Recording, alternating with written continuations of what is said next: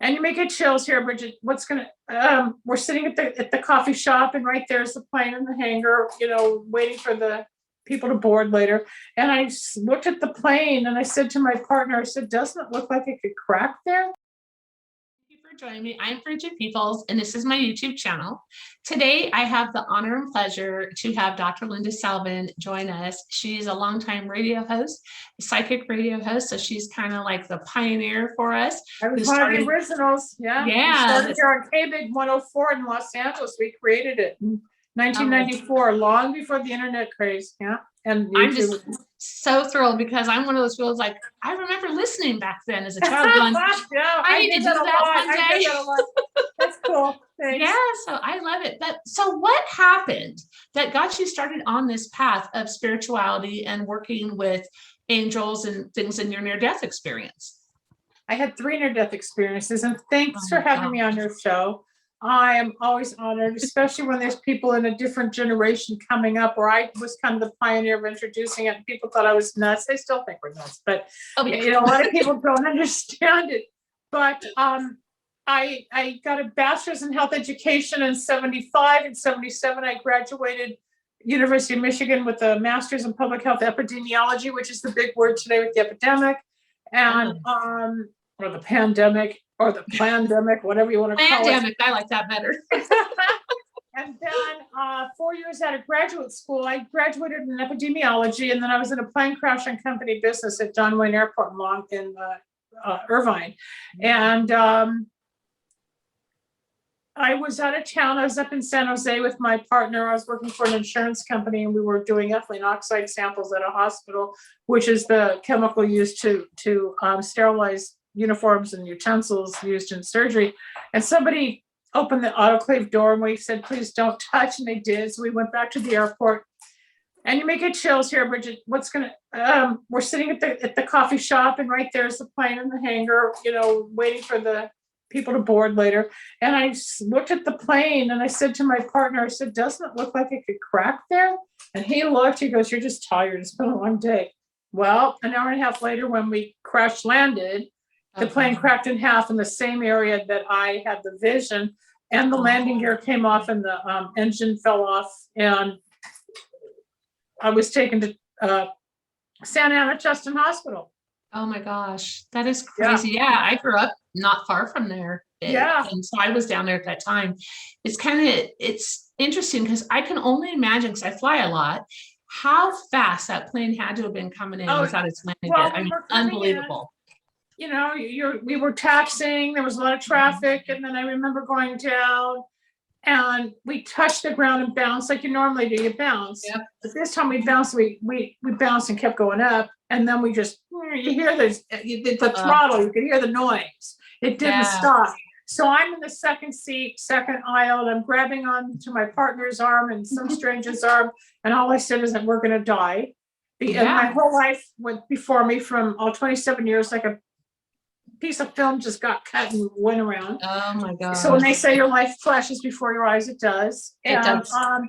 All of a sudden there was no pavement, but I saw grass. And we came to a screeching halt. As you know, the area, the 405 freeway is right there. Yes. And there's a fence, right, from the tarmac. Well, we stopped just yards away. I don't know, it was like divine intervention. But we were coming in, and another plane was taking off, and the probability of all of us surviving that was 2 billion to 1. Yeah. But when I slid down the ramp, that looks like a river raft. First, I got to the stairs or to the door.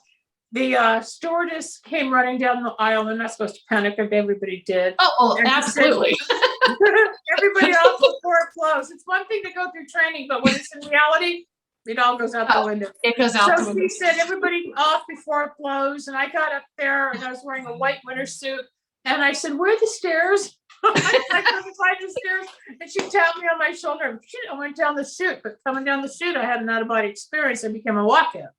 Whatever happened, there was all this energy. And I heard this whoosh, whoosh sound. And I hit my knees. I kept running. I didn't know what was going on. But when I stopped, I was in the middle of the field. I panned, I saw, excuse me, I'm getting choked up over it. I saw the freeway. I panned, I saw the paramedics and all the beacons. I kept panning, I saw the terminals. I panned again, and there's this plane on its belly. And I just went, oh my God, I just survived a plane crash. It's shocking. You cannot, it's too big. But yeah, it's too big. I noticed I was 50 feet out of my body on the left, and I stood at 5 feet 8 on the right. And that split in half lasted for 4 months. Wow. So the walk-in came in on an angle. It took a while to integrate. I didn't know anything about it. So I went to a psychic, told me I was a walk-in. I said, what's a walk-in? And she explained, it's when you're near death and a soul takes over and whatever enters you is a psychic. So I'm not a psychic. The second time I've ever been to a psychic, I didn't know what I was doing. I was out of it for 6 years. It was a big transformation and spiritual indoctrination, because I then got hit by a fire truck in 82. In 1984, I totaled the car and had the white light experience. And as God is my witness, as I spun out, the white light went through my head, ceiling of the car. And this loud voice said, you can come with us now or stay in. And the paramedics got me out of my car. And from then, I mean, it just went on until I could finally start to understand and integrate. But remember, there was no internet back then. You couldn't Google this stuff. No, I had nobody. I had nobody. So it turned around. You asked how it happened. I just found God. I found a spiritual something, because I kept getting in these accidents. I equated them all with my work. I knew there was a message here, because the plane crash was work. The fire truck hit me on my way to a job interview at UCLA, and I totaled the car coming out of a job. And I mean, I couldn't sleep, the PTSD, the confusion. Yeah. The joke was, while all my friends were becoming yuppies in the 80s, I was becoming spiritual, because nobody was spiritual back then, right? No, they weren't. No, they were out making money and having kids, and then there was me trying to figure it all out. So I got on a different path, and one day I was just walking, and I just said, what the do you want me to do? I really just said it out loud, and I just looked up. I said, what do you want me to do? But not so nice words. And doors just started opening. Doors just started opening. I was offered jobs. I went. I didn't feel right. I just let go of my education. I just said, where do you want me? Things happened, and I ended up on radio. First it was Psychic Friends Network. I got onto Psychic Friends Network in '92 with Dionne Warwick. I remember that.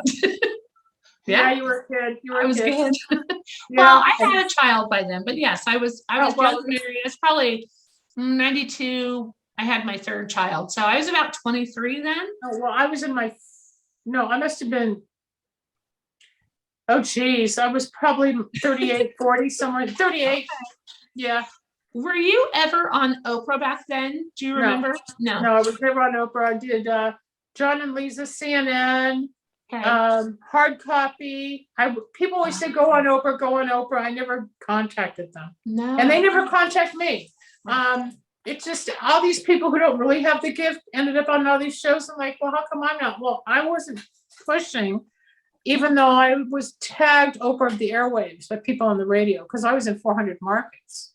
Yeah, no, you were huge. I remember hearing you a little bit, because I remember driving, because we lived in San Diego. My husband. You would hear me on KLSX. You would hear me on KLSX. Yes. Or KBC on Saturday nights and KLSX on Sunday nights. Yes. So we would hear this. And I remember one day I was sitting there, and I've been having, visions since I was a child, or just knew when stuff was going to happen, that gut feeling. Yeah. It saved my life several times. I almost was in a car accident, and I just let go of the wheel. Like you said, that flash comes before you your whole life. And they just straightened out my car, because I would have clearly been dead. I was probably 19. Yeah. No, there's angels or guides. There's something. Divine intervention is huge. I had that in a car accident. Yep. Yeah, every pregnancy I had, so I was pregnant at 20 and then again at 22, both of those, my psychic abilities were so honed in. And of course, they see spirit like you and I are sitting here, where I don't want to see it that way. My kids are extremely psychic. And it's funny, though, I would have these visions, and we would listen to your show. And one time I go, I have a really odd feeling I'll be doing that one day. So thank you for paving the way. You're welcome. I've heard that before too. I've inspired, I've helped, I've taught, I've traded, I've mentored. but there was one or two people mentoring me along the way. One really threw a curse on me that I still know about, but it's hard. It was really hard. Now it's more accepted because it's 2021, but in 1991 and then I got on the air in 91. I had an emergency hysterectomy, became a healer. 94, I started radio. 92, I was on Psychic Friends Network. Then I went to the radio, and I was chosen out of like 300 people. And the guy that gave me my first job is still a friend of mine today. Yeah. Oh, that is so cool. No, we're also grateful. I mean, you've been doing this so long, and those of us that, like you, I had to figure out before really the internet and before we could really afford it, because my kids were so young and stuff. Right. But I always knew just different things over time. And as I get older, I mean, there's different experiences. And like you, my poor husband, bless his heart, had to be the guinea pig because I kept getting these impressions and, all this stuff. And I wanted to study hypnosis. So I got my CHT, and my minister says, well, you're not psychic or intuitive enough. And I'm like, and I'm like, I need a sign. And my husband would always go, woo, right? Oh, we got the sign, and he got the impact of the sign. He was the woo-woo. People don't believe that the woo-woo is really there. I mean, a rock star that went to my high school started channeling to me the day that he died in August of 92. And I have pages of notes from people in the channeling and what I went through. And I kept thinking I was crazy, but now he chose me, and he's one of my guardian angels, and I know it, and I've got the family, and it comes through. I did 2 murders about 3 weeks ago. They both called, and I really fought doing the work. Because it takes so much out of me. I would sleep or just be numb for a few days. I don't like doing it anymore, but I nailed the relatives. And the beauty is giving people comfort and closure. But I did it for 22 years. I don't want to do it now. That's the part that I enjoy the most. For me, it's not work. It surprisingly, it doesn't take a lot of my energy. There's a fulfillment. Yes, it's a completely different feeling. It's never felt like work. I want to do it full time. And with the field that I'm in, with the COVID vaccines and all the mandates that they're doing, you guys must be going nuts, with all of your healthcare.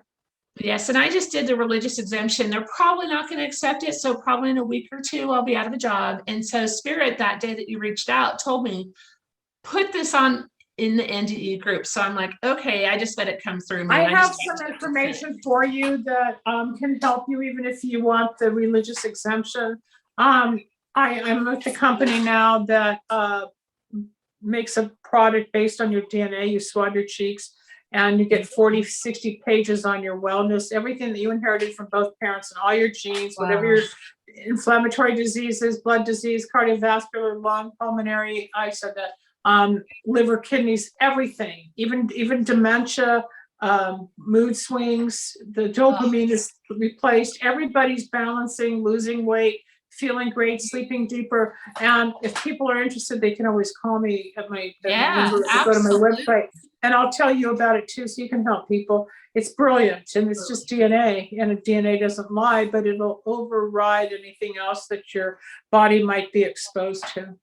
It's incredible. And I do think they need that because so many people are sick from diet and all the crap in our food. Well, and because it's all processed. It's not natural. Yeah. Mm-hmm. And they just want to shove pills at you. Like I've got a thing going on right now with nerve, and they put me on gabapentin. So like 600 milligrams. And I'm like, I don't want gabapentin. Fix the pinched nerve. I don't want gabapentin. Well, chiropractor, I've had 8, 10 surgeries. I've had both wrists done. I've had my thumb done. I had to get my shoulder done or my arm done after the fire truck accident because the tendons. I mean, I've been through it. Oh, but, yeah. I can help you. You look fantastic. Not bad for trying to get out of here a lot. No, right? You look great. I'm 67. You don't look it at all. You don't look it at all. So no, I think it's great, but it's true. You clearly take care of yourself, and as a doctor, so you do know these things. But yeah, health. Well, I'm metaphysical, and it's mind, body, spirit. So I learned. I got sober, and I'm not afraid to admit it. Like over 36 years ago, I don't do drugs or alcohol anymore. I don't eat sugar or flour. I did it long before people thought it was cool to be vegan or keto and all that stuff. But I was on that journey to clean it up because we all grew up with it. But like you're saying, we can be self-destructive, and the commercialization of life, every aisle of man-made food, everything is processed, the flours, the sugars, the chemicals, versus eating healthy.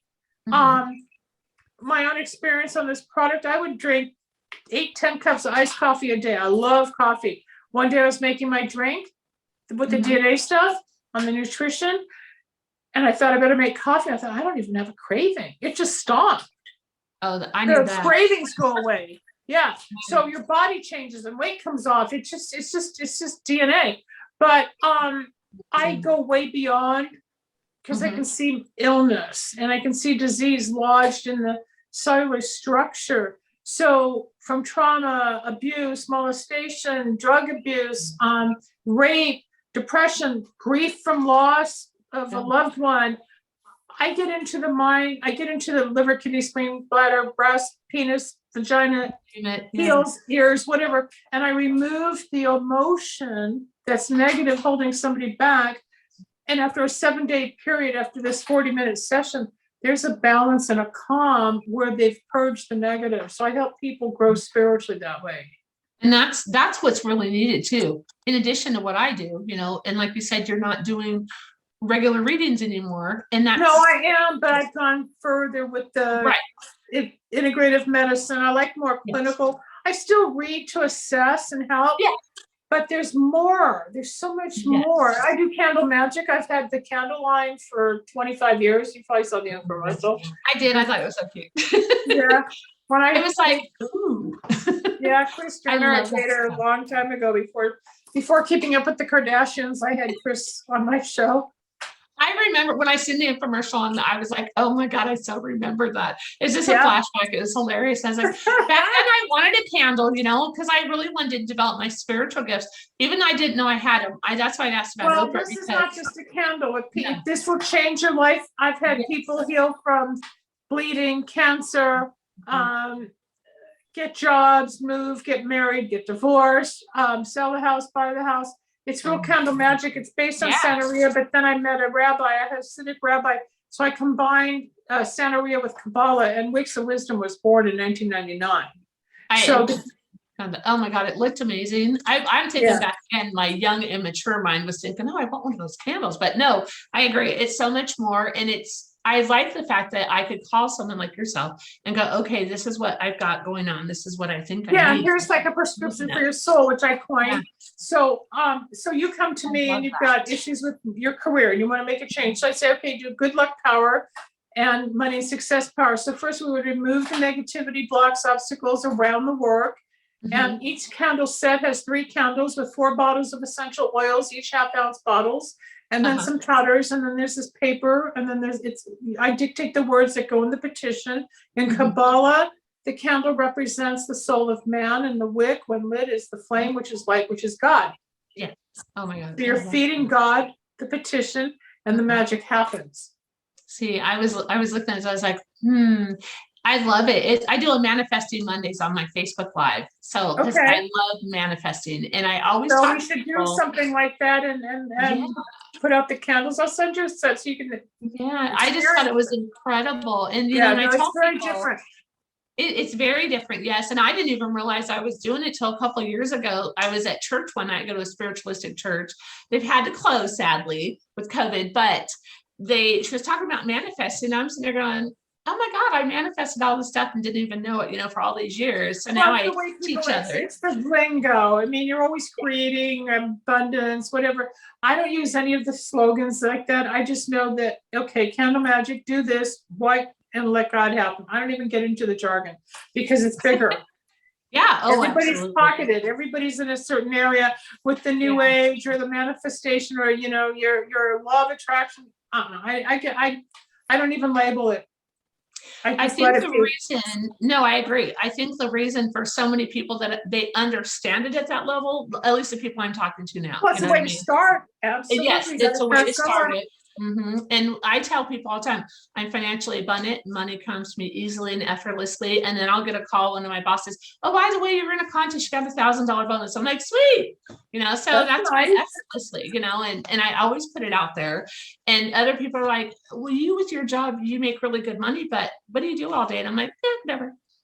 I educate people, and they're just like, they're busting their ass, which I've done that. But again, I'm always connected with spirit. And I feel, because I do a lot of pro bono work, because I want to help someone. And if spirit comes to me, like when I'm at the casino in Vegas and the spirit comes up to me, the And you have waitress' to say something. yeah. And I'm just sitting there, and I finally just had to drop the fork. And my mom, of course, was always, oh, we'll see. And I don't believe it, all her whole life, until about 2.5 years ago. And I went up to the waitress and says, I'm so-and-so. May I give you, this is what I do. I'm so sorry to do this to you at work and corner you, but may I give you a message from your father?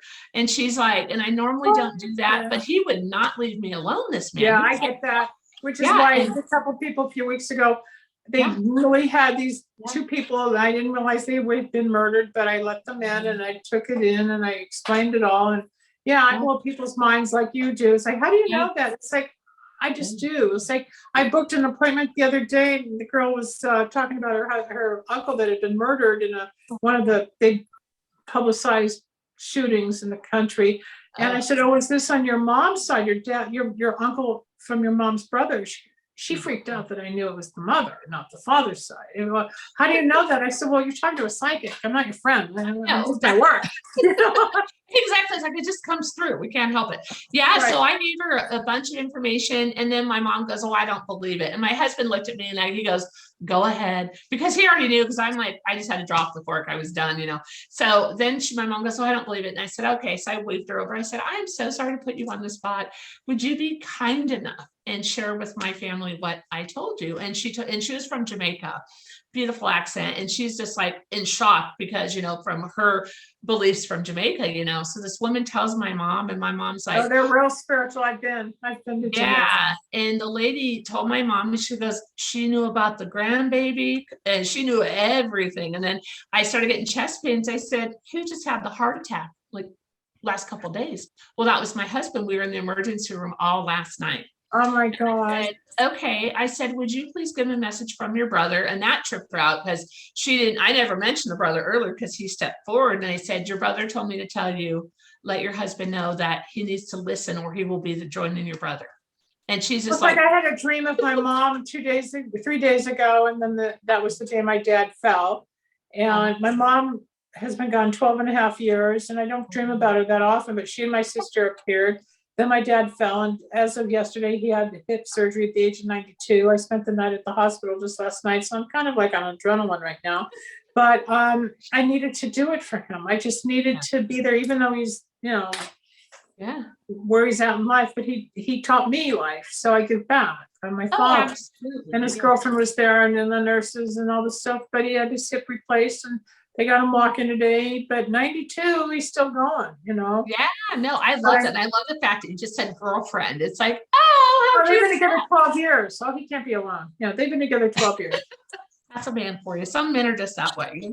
Oh my God, that's so funny. But no, I deal a lot with that, with the type of work, my regular day job. But like I said, the spirits kind of show me it's coming to an end. So I'm like, okay, so they're just like, just do this. I'm like, I trust that spirit will line up the places I need to be. Well, I have information I can tell you off the air at some point, and I'll just share with you, because I can see where you're going from where I've been. Yeah. Yeah. And it's an interesting challenge, because there's a lot of people like myself and like you that are psychic and intuitive and mediums. Of course, everyone's at a different level, and it depends on their frequency. I doctors and chiropractors send me their patients. And I've worked with people from the White House to the homeless. I've worked with all levels of people, whether it's university, if it's professional, if it's students, if it's married, if it doesn't matter. People are people. Egos.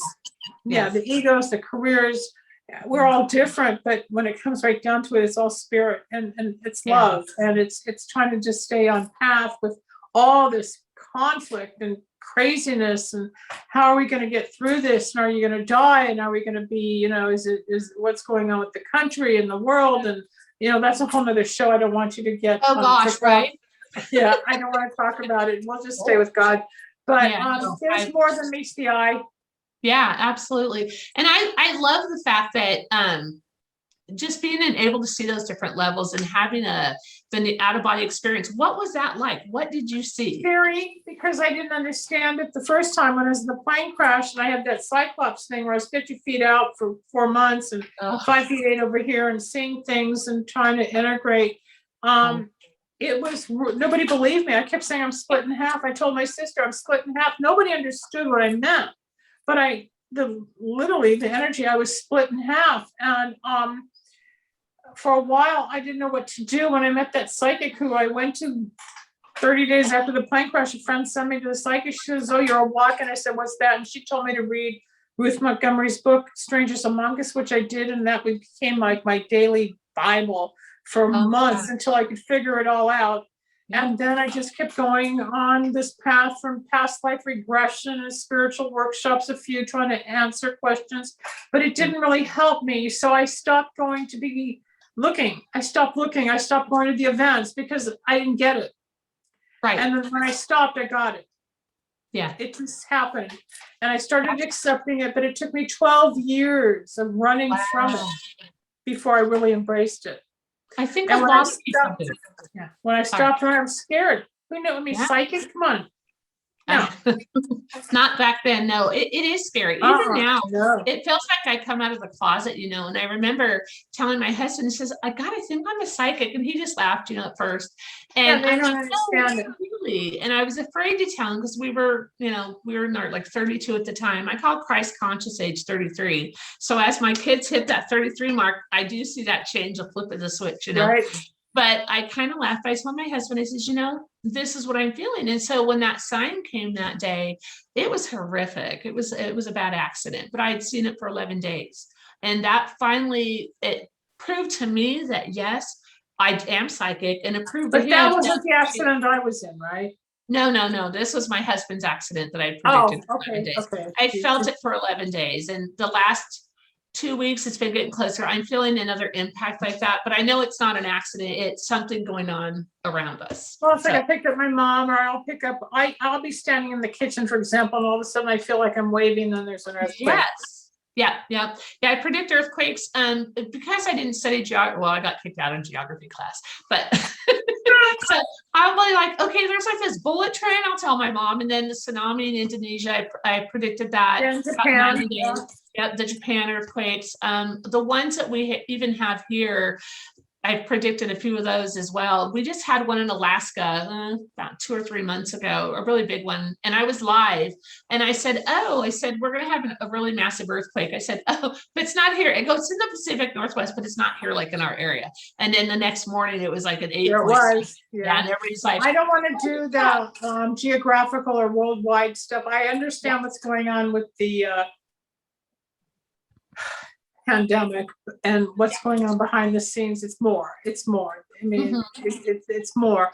But on a personal level, I just keep it on a personal level. Last time I really did a huge city type of prediction was in 1992 or 3, and I was writing a song about the city on fire, and then the riots hit in 93. I remember those. Yeah. And LA was on fire. Yeah. Oh, with Rodney King. And I never wanted to do that again. I know I can, but I don't want the Edgar Casey ability. And when I was on the radio on what was KIEV back in 94, when I was on that station, which is now KRLA, there was a woman who was, she's long gone now, but she was Edgar Casey's photographer in the 40s. And she found me on the air. And she asked me to come see her, and she lived in assisted living. She was probably 94, 95 then.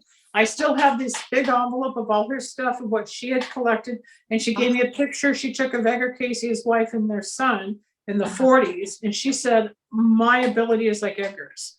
And that's a huge responsibility. I guess I could go that way. I don't take notes when I'm reading, but I know how quickly I can diagnose the situation, and there's your answer. So we all have different gifts and different styles and different levels. Absolutely, yes. I completely believe that. And then people say, why do you have to charge? Well, it's still work. I've made a full-time career out of it. Yeah. And I know that's the direction I keep being told by everybody I know that are just even friends that do the intuitive stuff, the woo-woo stuff. They'll be like, don't keep saying intuitive and psychic. That's something you have to learn. because Yes. they're not the same. Most people They're think, not. oh, I'm intuitive. Well, it's not psychic. Psychic's No, you're way not. up here. Intuitive, Yes. we're all intuitive. Yes, It's just listening to the voice. Psychic goes way beyond, and clairvoyant to see, clairaudient to hear, clairsentient to feel, predict, make long-term predictions, short-term predictions. Yeah, that's a whole other ballgame. It is a whole different ballgame. You're right. Yeah, the intuitive, I always say everyone's that, but yes, not everyone is psychic. I think you're kind of born with it. Yeah, it is. And it's so hard to explain because people always go, how do you know? And I'm like, I don't know. It's a gift. I'm grateful for the gift. It saved me from getting, arrested as a kid. It always kept me out of trouble. Everybody else would get busted. And I'd be like, because I'd be like, they're like, you want to go? And I'm like, no, we're getting caught. You knew. You already knew. Yeah. I always knew. And I was the only one that'd sit there and go, I'm shocked. And they're like, and the parents, of course, would say, I'll bet. But no, I knew. I was like, but it is. I think it's my sister and brother, they don't have the ability that I have. They can see, like a lot of people will see, something go by, or they'll see a spirit, but they don't connect on that higher level. Well, you're not from the same soul circle. You're different. When you chose this family, they're very material and grounded in it. They're in the material world. You're in the spiritual world. And the same with my family. I come from a very material family, very successful family, but man, the clash, because I'm more of the heart versus the head. And I used to be heady until the psychic stuff. And then the hard part in being a psychic is learning how to be psychic and spiritual in a material world. That's true. It's learning to merge the two. Yeah, I'm doing pretty good. Like you, I didn't have any mentors, and I met a lady a while back, oh gosh, 20 some years ago. And she told me, this is what you're going to do in the future. And she was telling me that I was a gnome in a past life. And I'm like, are you crazy? And I was like, okay, and she says, but I'm not going to be your mentor. I know she's recently passed because I was driving to work and I hear, I'm one of your spirit guides. And I'm like, what's your name? And it took a while. It's like, Nisha. Oh, Nisha sounds good. I'm like, wait a minute, Nisha, you died? So that was her name, was Nisha. So I was like, oh my God. But now she says, well, now that I'm over here, I can now guide you. And I'm like, you little stinker. Because literally she's like, I can't be a mentor. Okay. At that time, not in that world, not in that form. No. Yep. And it was, again, the spiritualistic church I went to 20 years ago, the pastor was like the only one that was a medium or people he would choose, and it felt, and you probably had this too over the years, like a spiritual competition. And I'm like, constantly with the psychics, it's bashing, it's bullying, it's nasty. Oh, yes. I mean, the curses that have literally been placed on me, gin jars, curses, I could go on and on and on. It's not been fun. If I had it all over to do again, would I choose it? No. Oh. No. Not for what. That's why I got out. Yeah. You're not there yet. No, you're not there no, yet. I'm not there yet. Yeah. Oh, and I'm sure it'll I know it'll get there. It's one of those things, and I'm trying really hard. I'm hoping that people your face will change, the wrinkles will cut you. If you do it too much, most of the mediums I have known are dead. Yeah. Yeah. They die young. And I'm not willing to do that. And my face changed, my body changed.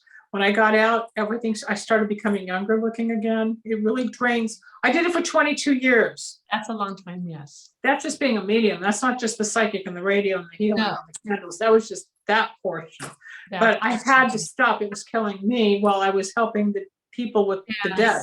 So it's not worth it. I did it plenty. I have boxes of testimonials. Yeah.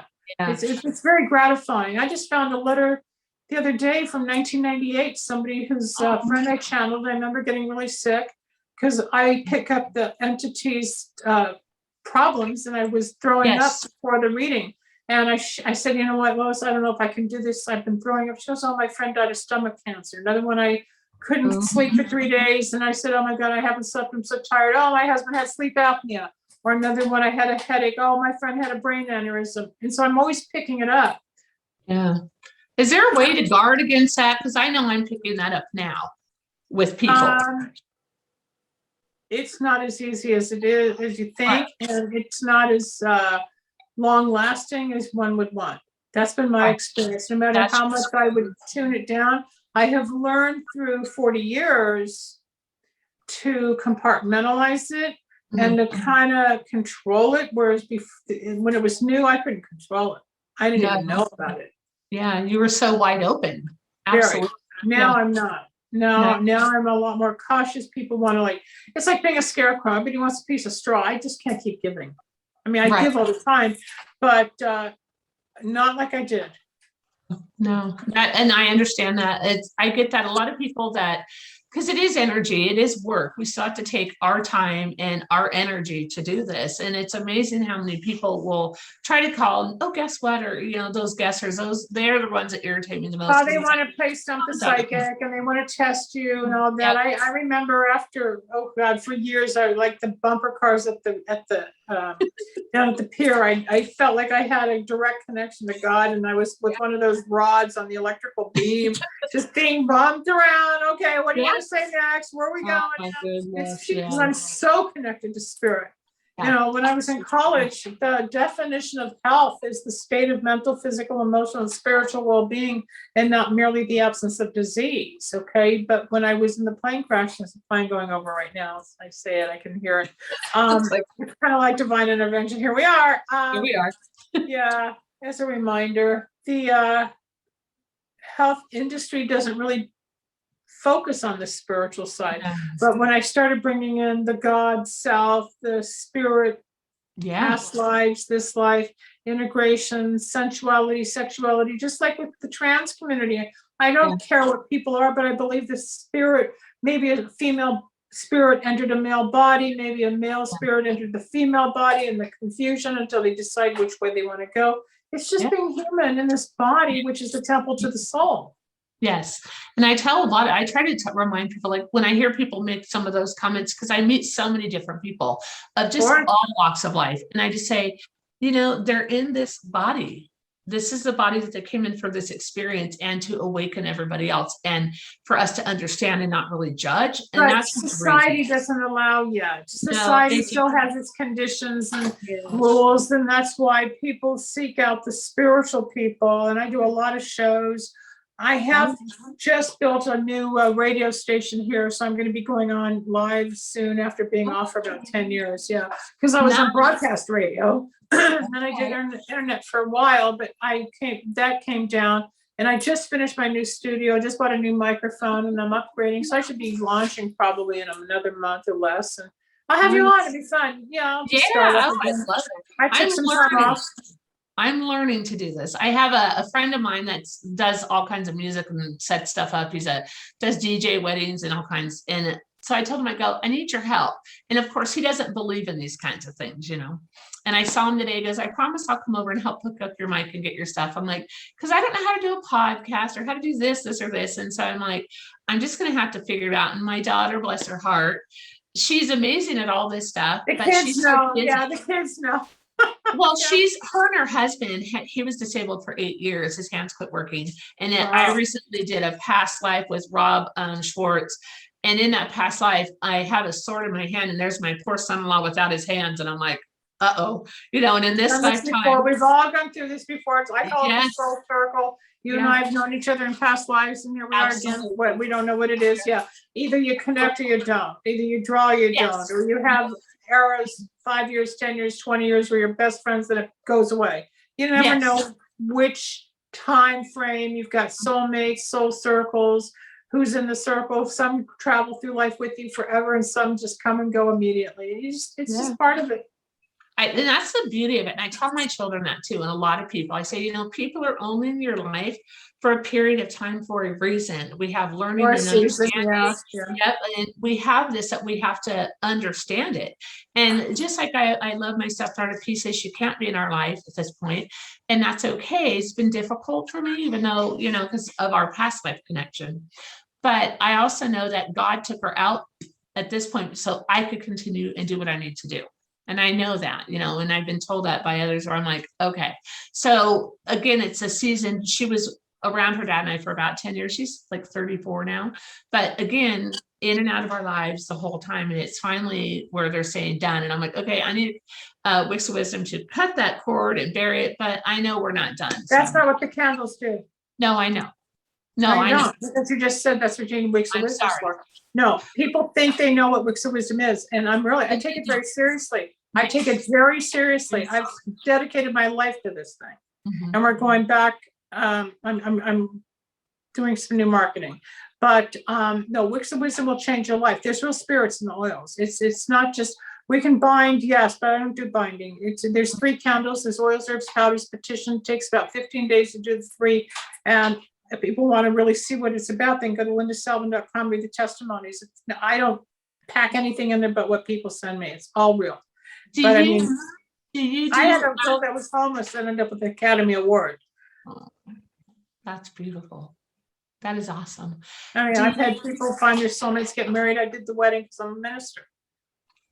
Do you do weddings? I have.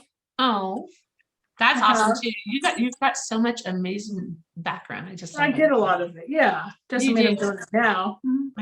I'm like hearing, it's like, okay, they got it. I was like, stay back. I'm just hearing all this coming. Yeah, I've done a lot of weddings, but being a minister and officiating wedding, it's fun, but it's not really what I want to do. No. You do. They're starting to come through me. I'm trying to keep them back. Okay. Stop back. Okay. No, I feel like your mom's with me too. I'm sorry. She just is like wanting to come through and just. That's fine. Let me hear it. Okay. She's just like, so, got the words I'm trying to figure here. She's doing this with me and she's filling me up with tears. The emotional, she's so proud of you and just the things that you do and the people that you help. I've heard her say that because she hated everything that when she was alive, there was no support. But once she transferred over, I know I've heard it. Yeah, she's literally, she says to me, she says she doesn't yet understand the magnitude. You're getting there, she tells me, but she says the magnitude of what you've done, the people you have touched.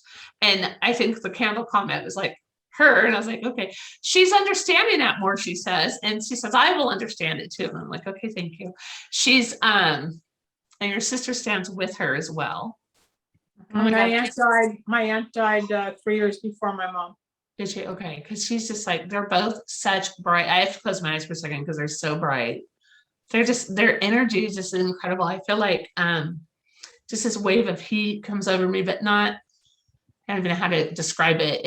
I think you understand what I'm trying to say, this amazing feeling that's coming to me. But the emotional side of it, your mom tells me, she says, you have done so much more and what you have done. And I know you're tired. She says, I know you're tired of doing this, but she says this ripple effect that you started goes on, as you already know this, for centuries. And that you just, oh my God, it's so big. And I literally am watching it go like this. And it's like centuries are going to go by and they're going to make me cry. But what you've started is just, I'm getting really emotional. Yeah, because nobody was doing it. You're right. I mean, I was one of the first radio psychics and the FTC wasn't into it. And we had a fight with that. And I broke ground and I would fight and people call you're doing the work of the devil. You got blood on your hands. I had all that stuff. And I had to fight through all that, or just like I got defensive among when they go about the candles, because I know what's in them. I know the power of them. And it's not like going to a store and buying a candle off the shelf and lighting it. No, there's work. You're the alchemist. That's you what your mom do the work. You do the work. I'm trying to figure. I supply the information. Yeah. Yes. No, it's work. It just is. Like the first candle magic we ever did was when your mom would say, "Close your eyes, blow out the candle, make a wish." Okay, it starts somewhere. It's in Judaism with Hanukkah and candles and Sabbath and everything, or the Catholic Church with all the candles in honor of somebody or lighting for Jesus, or if you're going to ashrams, or if you're on the birthday, or if it's just for romance, candles. But the candle magic with the oils, herbs, and powders and the science involved, like the wick is made to burn 125 hours. People don't understand the science involved with my work.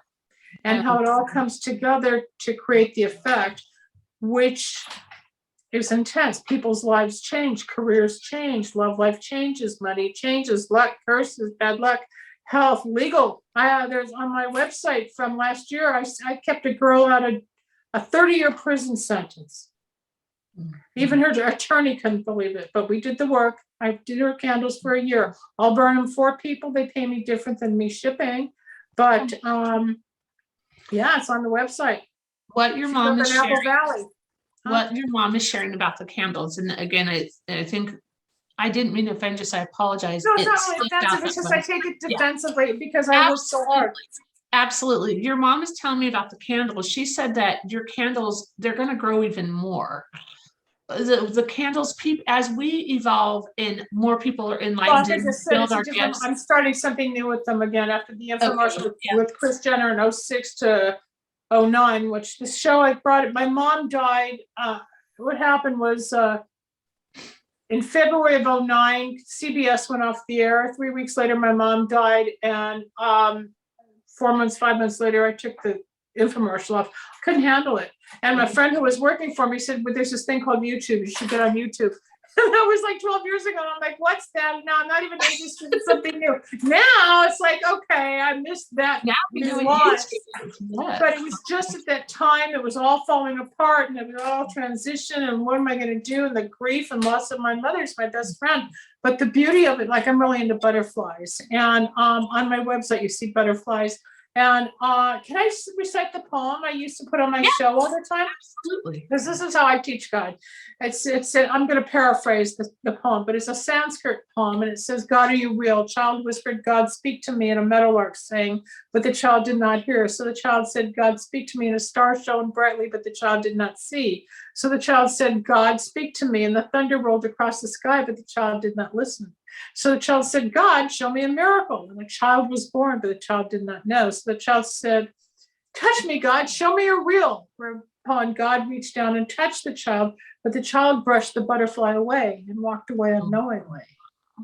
So after my mom died, I was walking my dog and I hadn't seen or heard real messages about her for like a month and a half. I'm like, hey, this is weird. Come on. So all of a sudden I see a butterfly. I said, oh, finally. And I heard the voice, wait. So I go around the corner, there's another butterfly. I thought that was my aunt. And I went around the corner, there's the third, it was my grandmother. So I knew all three of them were there.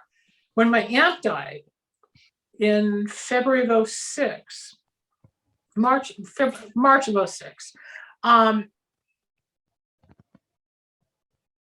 night she was dying, I was with my cousins.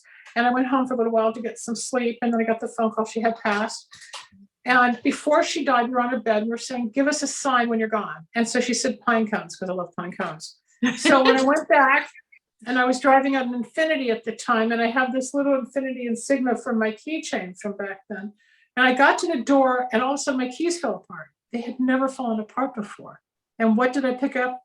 The little insignia of the Infinity from 2006, which I still have. Then when I got to her place in Culver City, she said, you're going to find 3 pine cones. There's no pine cones where she was living. None. And there's this long walk, and there were 5 buildings on this beautiful property. I kept walking and I was looking and I could hear her. Yeah. And all of a sudden I turned the corner and there was 1, 2, 3 baby pine cones this big. I went upstairs. I said to my cousins, I said, what did your mom say would be a sign if she was okay? And they said pine cones. And I went like this, and there were 3 little pine cones, 1 for each of us. I still have it. Oh my God. So God, the universe, the spirit, they all talk there. It's so intricate. Yes. Everything is created. It's all designed, no matter how much you fight. It's all, I think, predestined, and we're all kind of like, you know, we're the pawns on the chessboard. They're moving us around. I think so. I do. I truly believe wholeheartedly that our lives are predestined. Like you said, we've been friends probably in a past life. Everyone. Well, we have free will, and something brought us together. Yeah, you popped up on Facebook. I didn't even know how we met. I don't even know how this happened, actually. I mean, I talked to so many people. Right. Well, that morning, it was Tuesday. It was like a week ago Tuesday, and Spirit just all of a sudden said, post in the NDE group. I'm like, okay. Oh, that's where it was. Right. Yeah. Right. Yeah. And then about 6 people reached out, and they're like, okay, but they wanted you and I to meet. And I know that, and I'm like, okay, because I've always loved the synchronicity that Spirit will give us, Right. And I stay away. It's interesting because I've almost like deleted I don't listen to what most of them say because I don't connect. And I think they're trying too hard and it doesn't feel spiritual. Yes. It's like, that's not an MDE, or sometimes say that's not MDE, that's OBE. Out of body experience. No, and then you get these bizarre experiences. I'm like, no, that's not what this is. No. But then I connect with 1 or 2 every now and then, like you, and it's like, okay, this is it. Yeah. That's what I get too. I hardly ever go on Facebook. I'm hardly ever on there. And it's like, when people, watch this, watch that. really don't, because I only do what I'm guided to do because I breed Great Danes as well. So I'm a busy Well, girl. it's also protection. Yes. You're protected. Yeah. Me too. Absolutely. Yes. I'm Yeah. very rarely on, but that morning Spirit said, put it on there. And then I got a message from you within like an hour. And I was like, oh, cool. You know, and I was like, and I normally don't respond to that stuff because most of the time, to be honest, whether it's some of the podcasts or blog talk and everybody thinks that they're a show host, I'm like, oh yeah, right. I mean, I did it for 20 years and I got trained by ABC and CBS. It's not radio unless it's, you know, there's time and this and that. And I did, but there was something where I thought, okay, it felt okay. Yeah. Somebody had me on their show. I think we're 10 minutes in it. She didn't want to tell me what the show was about. I said, fine. She goes, start talking about your story. So she stopped the show because I mentioned Kris Jenner. She goes, you're name dropping. I said, excuse me? She goes, you're name dropping. I said, what do you mean? She goes, you just mentioned Kris. I said, I paid her $25,000 to be in my infomercial. And I was sick before she had her show. You wanted my story. I got in the plane crash. I became psychic on radio. I did an infomercial. I have a candle line. This is what I do. Yeah, exactly. This is what so happened. That didn't connect. It's like, okay, I'm not in her world. I don't need her show, but it was like, whoa, no. Okay, whatever. Every person that's reached out, every single one has said, I've been asked to be interviewed numerous times. They said, but I saw what you posted. She goes, and I was just drawn to it and I knew. And I'm like, well, thank you. I'm really honored. I have a gal I'm going to talk to in England on Saturday morning. And so it'll be a lot of fun. But your mom's coming back. She wants to get back to these candles. So I'm like, okay. All right.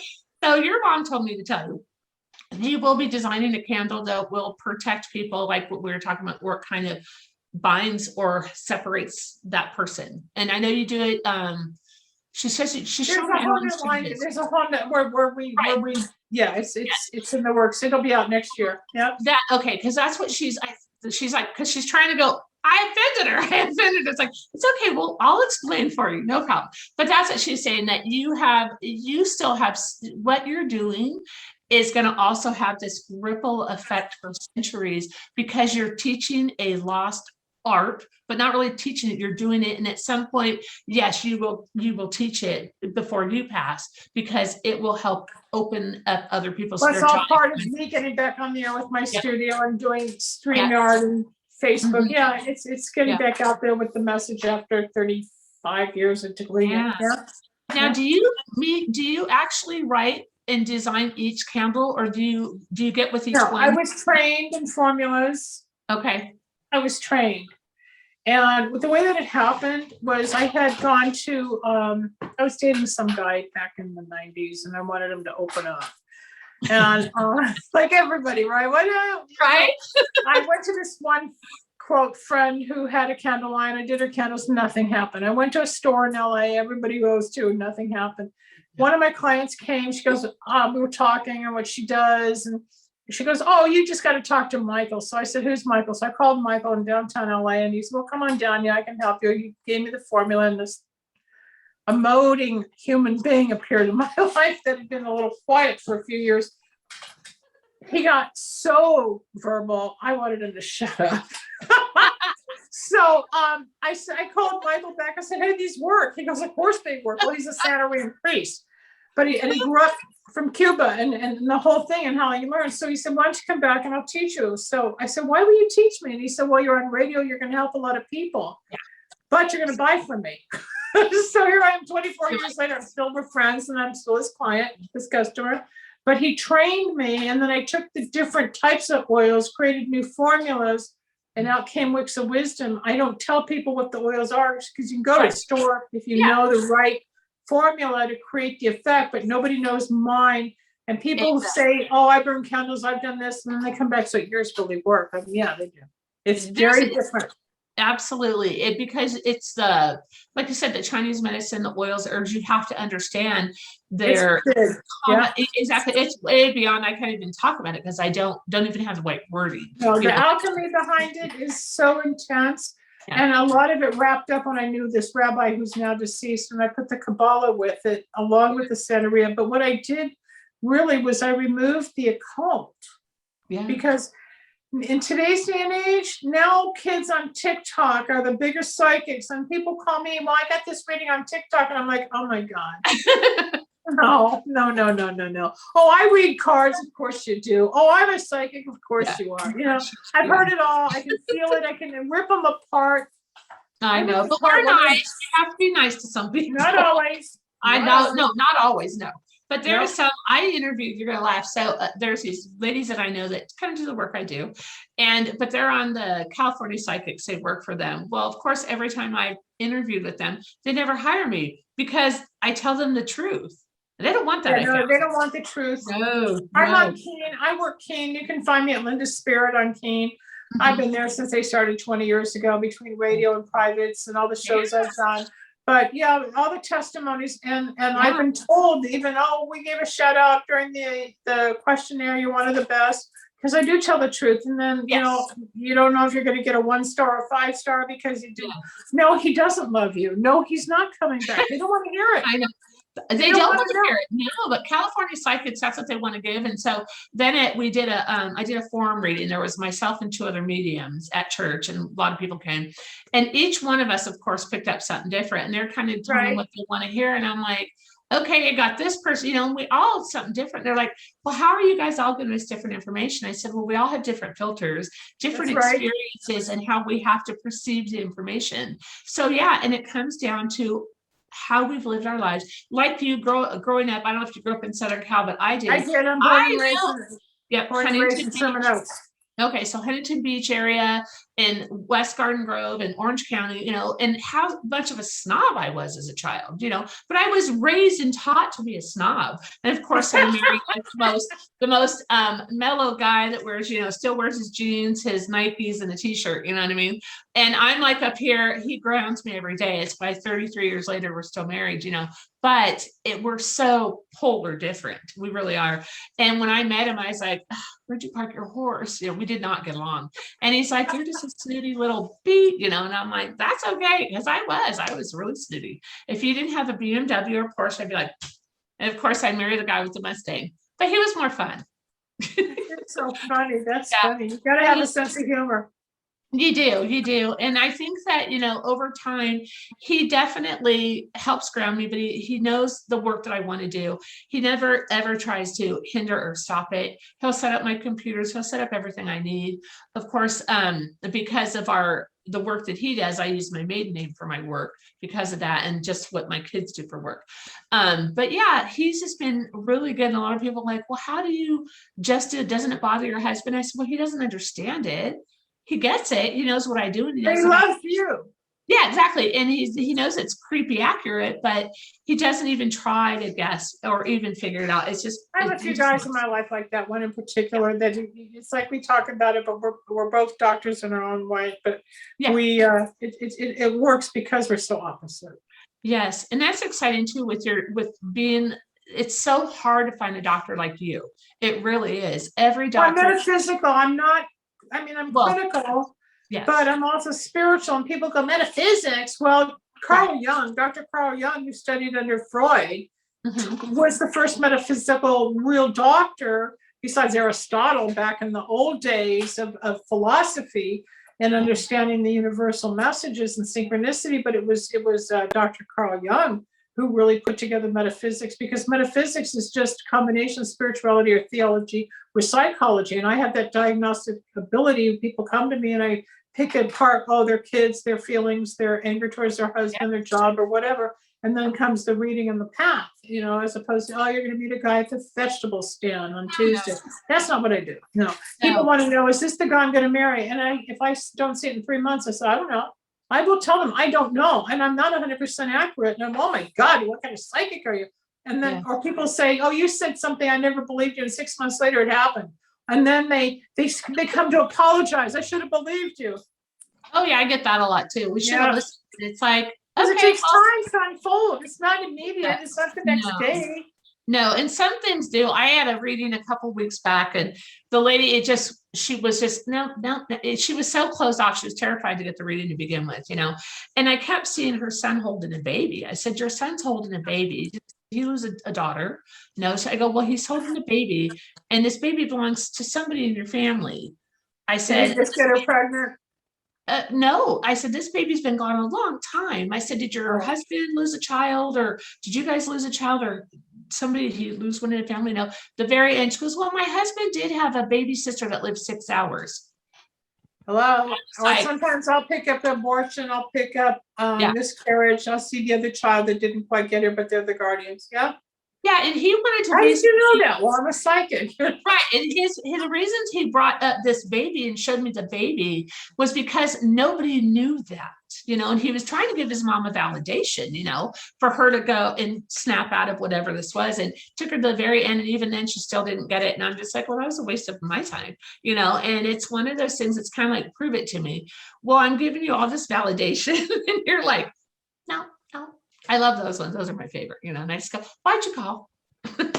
Why'd you schedule? Because it really. Oh, I used to say you don't need a psychic, you need a shrink. I used to say that on the air all the time. You know, I bet because- they didn't love that. I bet they love that one. But it's true. It is so true. Now, sometimes it gets a little wacky, but I like teaching the spiritual, just like with Yeah. the butterfly, I like to help people really see outside the box, what I had to learn the hard way. But Yeah. I try to get that message out there that there's really some source that's beyond all of us that makes it work. Whether it's our DNA, whether it's our psyche, whether it's our relationships, our love life, the way we dress, the way we talk, our music, whatever, something makes each of us gel and vibe, but it's all inherited and it's all part of the now. And we'll won't know until we get there. You just keep going. Yeah. We keep going. Oh my gosh. Well, I want to thank you so much for your time tonight. And it's been an honor and a pleasure. And Well, I hope thank to be able to talk you. It's fun. more. Yeah, we'll talk Yeah. off the air. Yeah. Sounds good. Thank you. I'll go You're ahead. welcome. Bye-bye. Bye bye.